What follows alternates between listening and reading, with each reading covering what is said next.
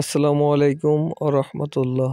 আজকের ভিডিওতে কথা বলবো আমি আমার ইনকিউবেটর থেকে কিভাবে ভালো হ্যাচিং রেট পাই এবং কি আমার ইনকিউবেটরটি আমি কিভাবে পরিচালনা করি। আমি আমার ইনকিউবেটরের ডিম বসানোর জন্য প্রস্তুতি নিচ্ছি। যেহেতু আমার ইনকিউবেটরে আমি কিছুদিন আগে হাঁসের ডিম দিয়েছি, সেক্ষেত্রে এখন আমি আমার যে বাদবাকি মুরগির ডিমগুলো ছিল সেই ডিমগুলো আমি বসানোর প্রস্তুতি নিচ্ছি। যেহেতু আমার ইনকিউবেটরে আমি কয়েকবার বাচ্চা ফুটিয়েছি, সেক্ষেত্রে আমার ভালো একটি অভিজ্ঞতা অর্জন হয়েছে। সময় খেয়াল রাখতে হবে আপনার ইনকিউবেটরে তাপমাত্রা এবং আর্দ্রতা ঠিক আছে কিনা।